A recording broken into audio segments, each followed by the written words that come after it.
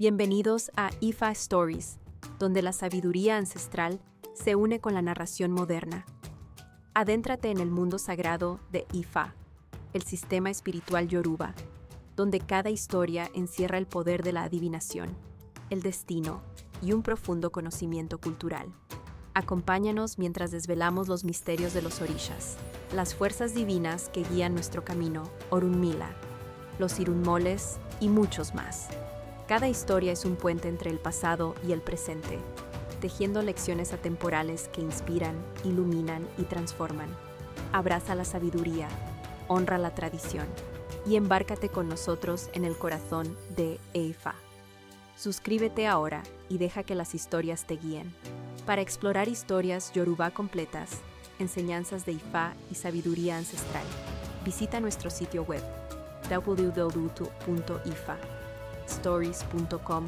Da un paso en el camino sagrado para acceder a más recursos e información. La ambición. Pataquín. Había una vez una tribu en la cual reinaba un rey que era justo con su pueblo. Él había establecido que quien causara una muerte, con su vida la pagaría. En esa tribu también vivía un awo de grandes conocimientos, quien era el consejero directo del rey, y con quien el rey se asesoraba frecuentemente. En esa misma tribu había un individuo que siempre deseaba más de lo que Olofin le permitía. Ese hombre se dedicaba al comercio, pero con tal de mantenerlo, no le importaba la forma en que obtenía sus ganancias. Era tanta su ambición que decía que no solo comerciaba en su tribu, sino que había extendido su comercio a otras tribus vecinas. Un día, movido más por la curiosidad que por la fe, aquel hombre fue a ver al awo del rey. Al consultarlo, el awo vio Ifa y le dijo: «Tú eres un hombre insaciable de riquezas, y tu forma de ser te puede perder, porque ya no se trata solo de dinero. Tú tienes aspiraciones de ser rey.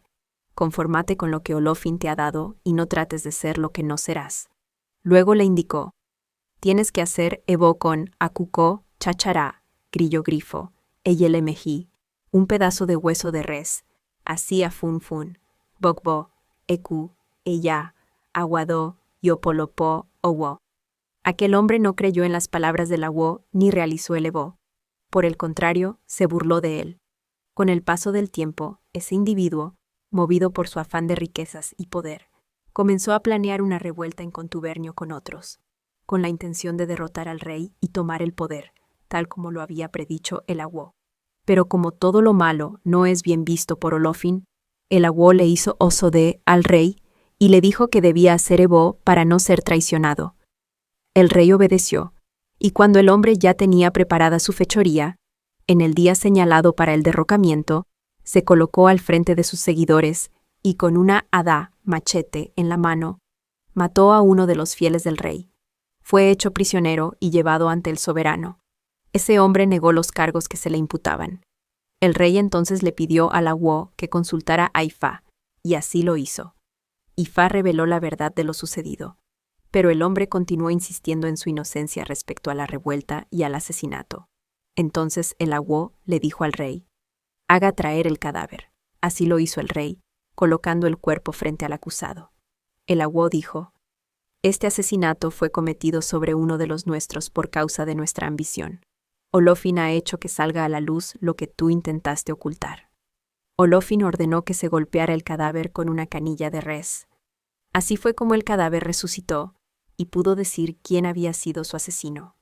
El cadáver resucitado acusó al hombre de haber sido su asesino, y así, ese hombre pagó con su vida por haber sido insaciable y ambicioso.